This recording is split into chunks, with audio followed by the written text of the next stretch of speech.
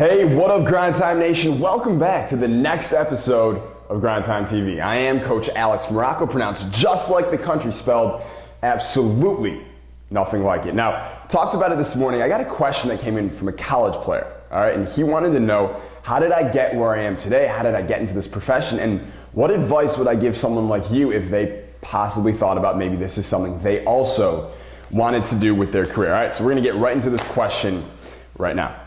Comes from Jimmy Clark. He says, "Yo Alex, this is Jimmy from Illinois. I play some D3 ball and go to school down in Texas. I'm trying to decide on a career path and was just wondering how you got into your profession and what advice you can give someone who is interested in the sort of work that you do. I still haven't really found my passion in any certain area yet, but do have experience training other players from my hometown. So this is something that I can see myself doing. I really appreciate you taking the time to answer these emails and look forward to hearing back from you. Thanks, Jimmy Clark." All right, man. Well, let's start really quickly with how I got into this. So basketball has been my love since I was the age of 13, ever since I got cut from that 8th grade squad and I got really pissed off and I was like, this is it. Eventually, it started off as kind of like a revenge thing, but I fell in love with the game after that and, kind of spiraled from there a little bit.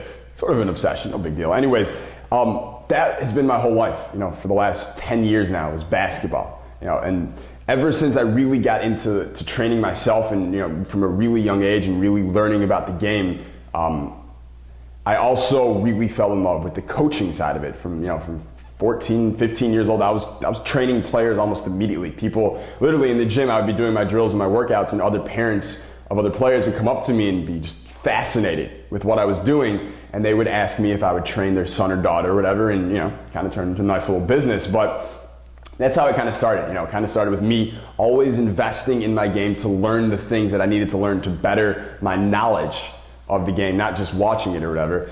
And also, I definitely had some natural ability for coaching and person-to-person, interpersonal communication, whatever you want to call it, man.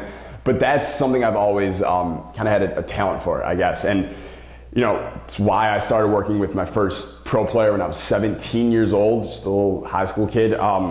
And why, it kept going. And coaching never really left my mind, even as I grew as a player. I remember, the first week I stepped onto college basketball at Eckerd College, almost got there and I was like, I'm not sure I want to keep playing. I really, really love coaching. I might want to just do that instead. And that's why, I transferred after my first year of college basketball. It's because I love the coaching side of it even more than I love the playing side of it. And that was just a decision that I had to make for myself because I knew, in life you only get one shot at this, man. You got to do what you love, which brings me to my next point, which I wrote down here. Basically, it comes down to, dude, if you're not sure that this is something you want to be doing for the rest of your life, being a skills coach, being a trainer, whatever it's going to be, then don't do it.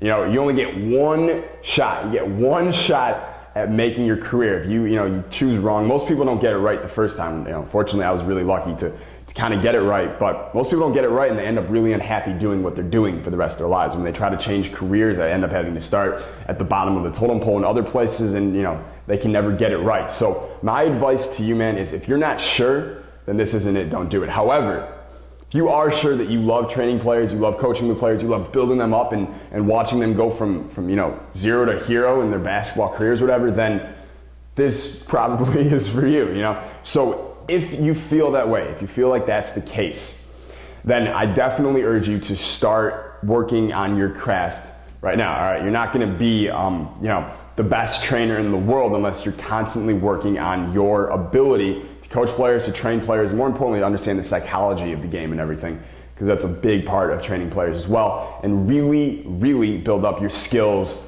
that way. So that means, to me, that means at least an hour a day, every single day, 7 days a week, doing something to improve your ability to train players, whether it's something with psychology or some drill training or working on new drills or testing out new things or reading some anatomy book or whatever it is. An hour a day for at least 3 years will probably make you an expert. It's why at my desk here, I'm in the middle of this thing right now. It's called Bulletproof Knees. It's a pretty hefty book right here. It's all about knee health and knee training for athletes. A lot of athletes deal with knee problems, right? So this is something I'm doing for my players, reviewing this book right now. Guys, I might tell you about it next week because it's pretty damn good so far. But Basically, it means you gotta always be working on your craft if you decide this is something you want to do, and not be afraid to invest in things that are going to make you better. A lot of players are afraid, or a lot of up and coming coaches are kind of hesitant to invest in things that are going to make them a better trainer, better at their craft. And I think that's the dumbest thing you can possibly do. My whole life, I've always invested